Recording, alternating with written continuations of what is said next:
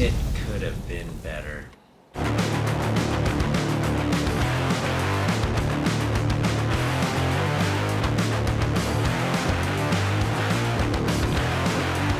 It's 2026, and with the start of the new year comes a natural time to pause and reflect and to set intentions for the new year. So in today's video, we're going to talk about the year that WWE had in 2025 and think about what we want to see in 2026. My name is Mikey, and this is Wrestling Knows Best, where we talk about the world of professional wrestling and link it to self-development, just like in today's video, where we're going to talk about pausing, reflecting, and setting intentions, or talking about what we want to see in 2026. When I think of pausing is like resting, and resting plays such an important role when it comes to pretty much anything that we do, right? If you're exercising, it's important to rest, to allow your muscles to heal and to recover. If you're learning something new, it's important to rest, to allow your mind to process and consume what you just learned. When you think of reflecting means thinking back on what had just happened. So that plays such an important role in when it comes to learning, right? If you're learning something new, it's important to reflect back on what you learned. That's probably where a lot of the learning happens, right? You're thinking back to, okay, what did I just learn? How can I use it going forward, right? You're starting to think about those things. You're starting to think about what you just learned outside of the box of you just learning it, right? You're thinking about how you can apply what it is that you learned. When you think of reflection, you see athletes do it all the time. When an athlete watches a recording of them playing the game, right? You see basketball players, hockey players do it. I wouldn't be surprised if some wrestlers do it, where they watch their matches back and they look at what they did well, what they could have improved, right? That's all part of the process of getting better. And with setting intentions is, important. That's, part of goal setting, right? Just kind of putting it out there of the direction that you want to go in. It's very important, because if you don't set the direction that you're going in, then you're just going to end up in a random place. But if you know there's somewhere that you want to go, let's say you wanted to start a YouTube channel, let's say you wanted to become a wrestler, right? If you're going to do those things, it starts with setting the intention to do it. And that will allow you to, put things into place and also discover opportunities that will help lead you to where it is that you want to go. So when I think about the year that WWE had, and as we reflect back on 2025, WWE had some wins, but they also had some losses. So I'm going to start with 3 wins that WWE had in 2025. Number 1 was the John Cena retirement tour. Now, I know some might put this in the category of a loss, but hang with me here. The John Cena retirement tour was big for WWE because it was the main storyline in 2025. And WWE's been doing a really good job of having a main storyline for a year or longer, like the main storyline that is telling their long-term storytelling. From 2020 to 2024, we had the Bloodline storyline, which was that long-term story that they were telling. You knew that if you were tuning in to WWE at the beginning of the year or at the end of the year, chances are there was going to be some sort of Bloodline story going on. In 2024, John Cena announced his retirement tour, and that set the intention for 2025 to be the story of John Cena's retirement tour. And hey, I bought into it. A lot of people bought into it.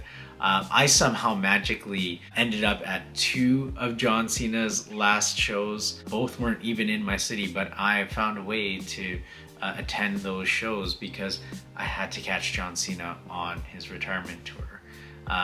Well, it started with me just needing to take my daughter to a show to catch John Cena on his retirement tour, and managed to do that, and then lucked out to go to another show. But so that was the main storyline in 2025, and I would say that was a win because it really got people on board.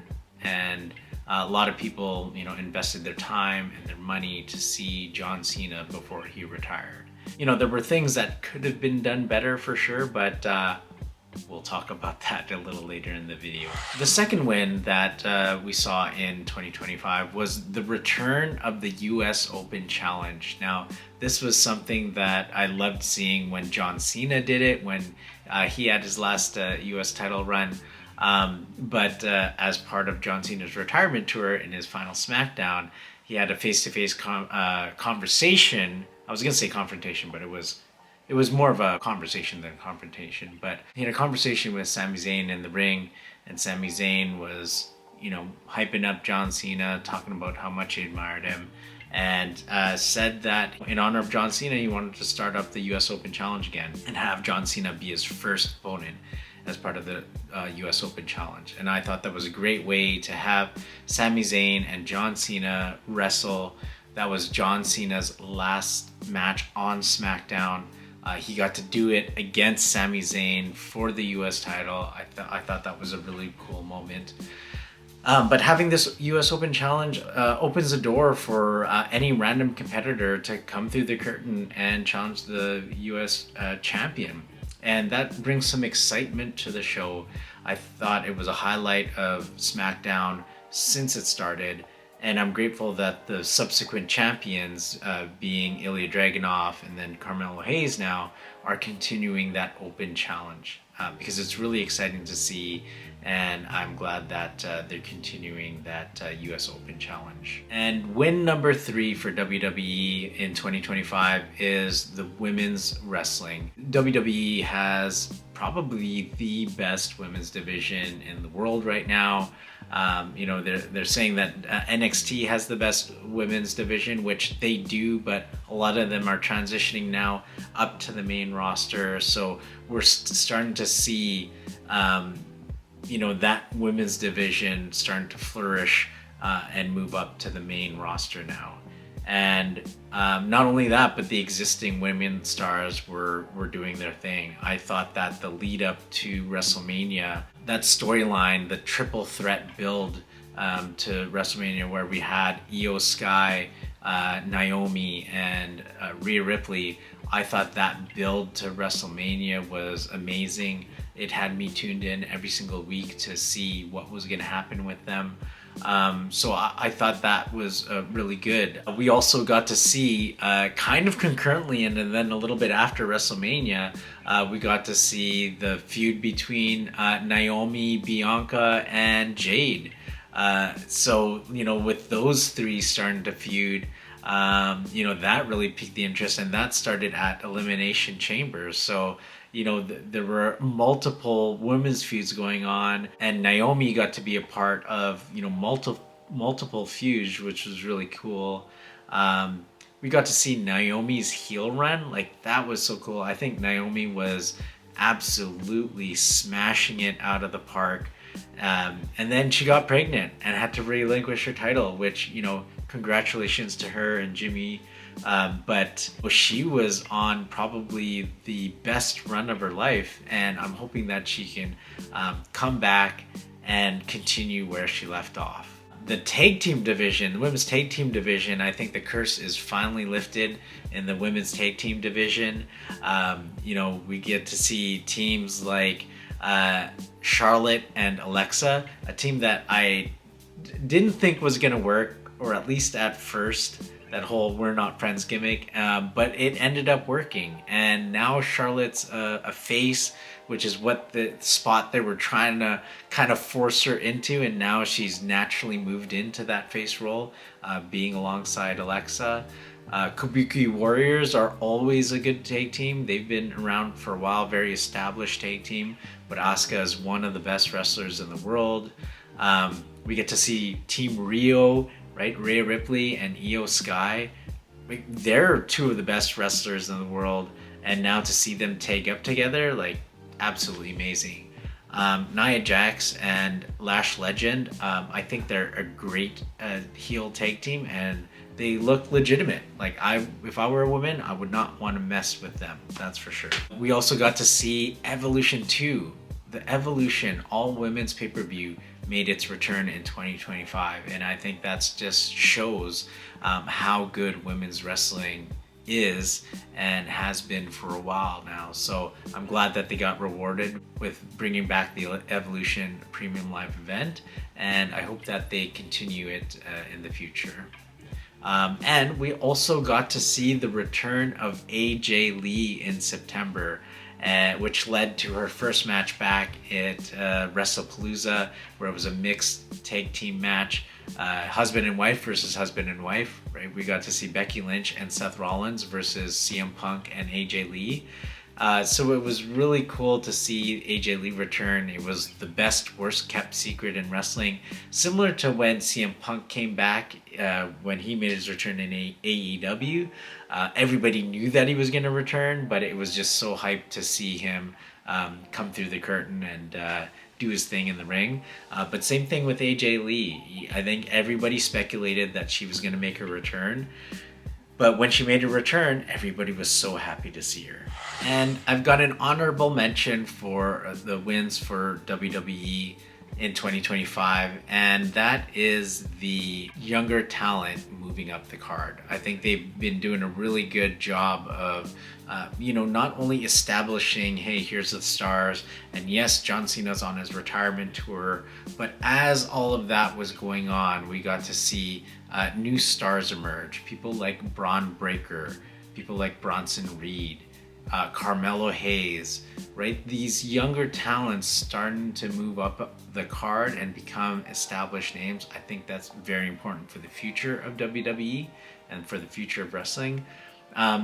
They're so far in 2026, they're doing a great job of continuing that and elevating these new young stars.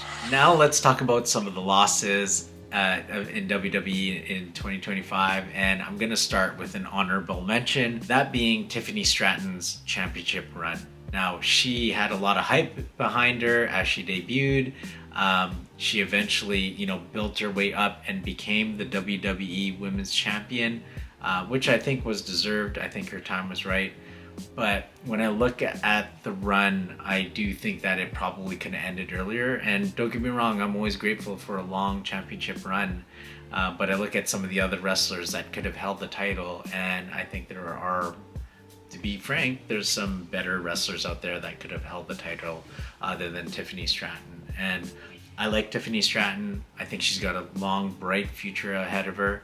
I don't think that her championship run was as good as the chase to get that championship. All right, so on with the losses of WWE in 2025, starting with number one, John Cena's retirement tour. Like I said earlier, I just think that it just could have been done better. I don't think they handled it as well as they could have. The heel turn, as hype as that was, it got the world talking. It did exactly what the heel turn itself needed to do, but the weeks and months that came after that was pretty disappointing. I think a lot of people wanted to cheer John Cena on his retirement tour, so it was a little tough to see him as a heel for half that amount of time because we wanted to cheer him, but then we also wanted to boo him because he was a heel. And not only that, he was kind of a boring heel. And I think that's what my beef is with his heel turn, is that I get what he was trying to do. He was trying to go the complete opposite of what he was, right? As a face, he's got high energy, and as a heel, low energy. You get nothing. But that was boring, man. Come on, give me something. Like, if you're gonna go heel, go back to your original heel gimmick of, and I get that it's not early 2000s anymore, but have some of that swagger that he had, or and just have a little bit of that attitude that he had. He didn't need to go boring, right? He could have just had more attitude to him. And then I think that I think that heel run could have been better. And then also John Cena's face turn. He goes months as a heel, and then all of a sudden overnight he just says that he's a face. And then all of a sudden we forgive him. And don't get me wrong, we all forgave him right away because we wanted to cheer him on his retirement tour. But the way that he turned face, I don't know, I wasn't really bought in. And the day before his match against SummerSlam, it's like, okay, well, why even turn heel at that point? I think that he could have just stayed face the entire time, and we didn't have to have that whole terrible heel run ruining his retirement tour. Sorry for being harsh, but I'm reflecting back, and this is how I'm feeling. This is what I'm thinking when I think back about John Cena's retirement tour. And don't get me started on John Cena's final match.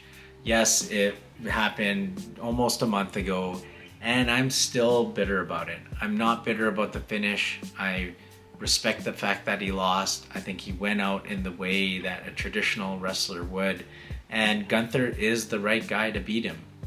But to smile and then tap out, I don't think that was poetic. I think it was just a terrible decision. I think a smile and a pass out would have made sense. Or like a really, really long, hard fought struggle and then a tap out. Okay, that I can buy into. But not a smile, then a weak tap out. Like I said, John Cena's retirement tour, it theoretically on paper was good, but there were just a lot of things that could have been better with it. Loss number 2, Julia's call-up. Julia is one of the best women's wrestlers in the world. So how do you mess up her call-up to the main roster? She's established, she's wrestled around the world. She even won championships in developmental NXT. But when she moved over to the main roster, and I get it, the connection with the crowd is her responsibility. But it's the company's responsibility to put her in a place that is where she's winning. And I don't feel like they did that. They tried to force her into, and I feel like they're still trying to do this. They're just forcing her into something that she's not. Just let her go to the ring, have a banger of a match, and let her wrestling speak for herself. Like that, at the end of the day, that's all you need to do. And all the other character work that you want her to develop, she can develop that over time. But let her wrestle, let her product speak for what it is, and let's see her wrestle. Let's see her wrestle with the best, and let's cheer her for her great wrestling. I think that's okay to do. It is wrestling at the end of the day. And L number 3 for WWE in 2025 is that they overpromise and underdeliver. When I think about John Cena retirement tour, when I think about Julia's call-up, when I think about pretty much anything in WWE that happened in 2025, their premium live events, WrestlePalooza was hyped up to be the next WrestleMania, or as on caliber of a WrestleMania. And on paper, it was. But they also said there were going to be big surprises there. And come on, your biggest surprise was Stephanie McMahon going to the Hall of Fame. And don't get me wrong, it's well deserved. I think Steph should go to the Hall of Fame. But that's not a big premium live event surprise, right? WWE just overpromised and underdelivered. And I think that if they stop doing that, if they just deliver on what it is that they say, maybe even just a regular promise and then over deliver. That's all you need to do. Don't be over promising and under delivering, because when you over promise and under deliver, it gives off a feeling of disappointment to the viewers when they watch it, when you under deliver on what you promise. But if you under promise and over deliver, then we're ecstatic. And I get that you want to hype up the show to get people to watch it, but let your product speak for itself. You don't have to try to grow too fast. We're in a boom period with wrestling. People are going to be watching WWE. And you know what? If you are going to hype it up, and if you are going to have some big surprises on your show, then have those big surprises on your show. Don't say there's going to be a big surprise and then there's a mediocre surprise. If you're going to say there's going to be a big surprise, there better be a huge surprise. So here's a couple of things that I would like to see them do better in 2026. Number 1, it's their vignettes. Back in the day when I was watching in the 90s and early 2000s, WWE had the best vignettes going into a match, where you got to see the whole storyline of how the feud started and the entire feud and what was going on, and it had like great music in the background and great clips. Something is missing. Somewhere along the way, things have changed and the vignettes just aren't great anymore. And like, they're not really that memorable to where I didn't even think they were doing it anymore, but I started trying to pay attention to see, are they still doing it? So thankfully they are. And there's some high points in those vignettes, but it's just not the same. You got to bring back the banging music. They got to bring back those hard-hitting clips. They just got to do better with their vignettes. Something else that I'd really like to see with WWE in 2026 is just building a better connection with their fans. They've probably got the most stacked roster that they've ever seen in their history. Like, there's a whole bunch of wrestlers that we can name, not only on Raw, but also on SmackDown too. And they're all legitimate potential world champions. Like, I've never seen WWE abundant with as many people in the world championship picture as they do now. We can talk about the typical people like Cody Rhodes, Roman Reigns, and back in the day you would have maybe like 2 to 4 people in that spot, but in their heyday you had maybe 6 to 8 people in that spot. And in today's day and age, I think we've got maybe even 10 or more people that could be a world champion, right? We mentioned Cody Rhodes, Roman Reigns, but Drew McIntyre, CM Punk is a world champion.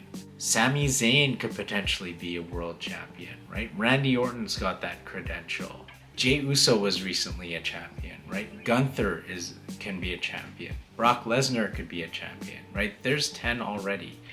Plus there's more up-and-comers. People like Braun Breaker, right? I wouldn't even mind seeing Bronson Reed. He can have a run with the world title as well.